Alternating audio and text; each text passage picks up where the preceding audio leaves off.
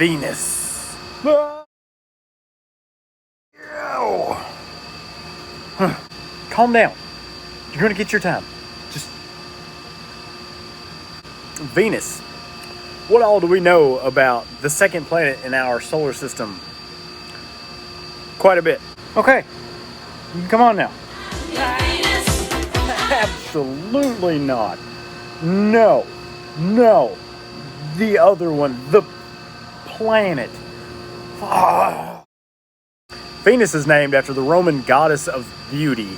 It is the brightest natural object in the sky, third only to the sun, the moon. The next brightest object in the sky is Venus. You can see it right before sunrise or right after sunset, depending on the time of the year for Venus. And it is so bright. This is really cool. It's so bright that it's... had my fork in the way. It's so bright, in fact, that it's often been mistaken as a UFO. So 1 year on Venus is around 224 Earth days.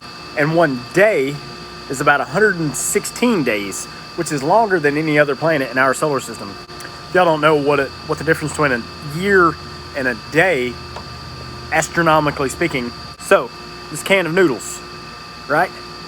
This is 1 day. And this is 1 Maruchan year. It also rotates the opposite direction from any planet in our solar system. And with it also being the slowest rotational speed of any other planet in the solar system. Scientists are not sure why, but it's widely accepted that Venus was collided by a planet-sized object billions of years ago, which I get all my information from Google and a lot of stuff I learned over the years from astronomy books and all this other stuff, but that part confuses me. Because here on Earth, we have the moon, right? The moon, the most widely accepted theory about the moon is that billions of years ago, we were also impacted by another planet of some sort. And the debris going around is actually what caused the moon eventually. So we got hit, bam! And then all this rock and debris and just big old space mess, right? And then gravity eventually pulled them back together. And so now we have the Earth and the moon. Now, this is all speculation. We're not exactly sure of what all is going on, but it's a theory that makes sense. So just because scientists have a theory, it doesn't make them wrong, and it doesn't make them right. What they said mathematically, it works. So that's the common theory that we go with. Now, one thing we are sure of is that the fact that Venus is the hottest planet in our solar system. It is so hot. The planet is hot enough to melt lead. The highest temperature on the planet Venus can reach up to temperatures of about 900 degrees Fahrenheit. That's hot enough to melt lead.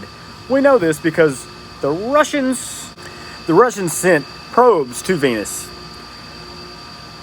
Several. And only a few have actually made it to the ground. But we have been able to measure the temperature. We've been able to measure the atmospheric composition, which is about 96 point something carbon dioxide and about 2 point something nitrogen and a bunch of other elements that are very, very small. And the cause of this is what scientists think is because of the volcanic activity on the planet spewed gases and gases out into the atmosphere, and eventually it caused a greenhouse effect. If you park your car in the sun, the temperature inside your car is going to be a lot hotter than the temperature outside of the car because of the fact that you have a windshield and that sunlight can make it in through your windshield. Well, the heat goes in there, but the windshield keeps the heat from coming back out, so it just continuously builds up and builds up and builds up heat. And that's what's happened on Venus. There's enough radiation, there's enough energy from the sun going into the planet, but because of all the greenhouse gases that are in the atmosphere, it is unable to get back out. So it is constantly just heating up until it's got up to about 900 degrees. Now the low temperature on Venus can reach to about 820 degrees. And because of the angle of rotation, it doesn't necessarily have an equator. It stays pretty well the same temperature all around the globe constantly. Varies only from about 900 degrees to about 820, like I said. Now Venus is also usually known as Earth's sister planet. It's considered our twin, but if it is our twin, it is the evil twin, because the amount of carbon dioxide, nitrogen, sulfuric acid on the planet, it's hell, basically. Venus is around 80%, the size of Earth, so it's really close in size and gravity. But another thing that makes this planet an absolute hell, and you cannot live on it, the atmospheric pressure is about 92 times that of the Earth. Here on Earth, on the surface, on ground surface level, we breathe in around 14 pounds of oxygen per square inch. Somebody please fact check that for me, because I totally pulled that off the top of my head. I'm pretty sure it's 14 pounds. But on Venus, you take that 14 pounds and you multiply that by 92. And that's how many pounds per square inch that the atmospheric pressure is on. That's a depth of about 3,000 feet. God, I'm good. I had to check my answer. It was 3,100 and something feet. So the atmospheric pressure on Venus is the equivalent of being about 0.6 miles surface under the surface of the ocean. Yeah, I know. Different shirt, different day. I'm busy. So Venus was the first planet to have its motions tracked across the sky. And they tracked that about 2000 BC. So 4,000 years ago, we knew there was a moving light up in the sky, and we were able to predict where it's going to be, at what time, and all this. So 4,000 years ago, we were able to learn this stuff. That is, wow. It was also the first planet beyond Earth to be visited. Venera 1 in 1961 visited Venus, but it was not able to land onto the planet's surface.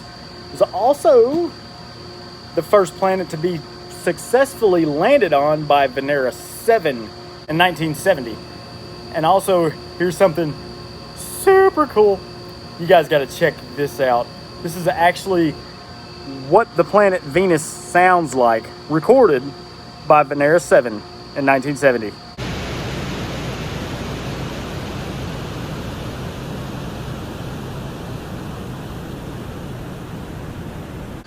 That was Venera 14. My bad. Anyway, guys, hope y'all enjoyed that. Hope y'all learned something about Venus. I'm going to try to post more often than I've been doing, but I'm busy, guys. I really am. Got 2 kids, got a house, I got a yard, I got a job, and I'm trying to get my book out there. So I've got this YouTube channel and my other YouTube channel that I just work out on, basically. I used to do metal music on it.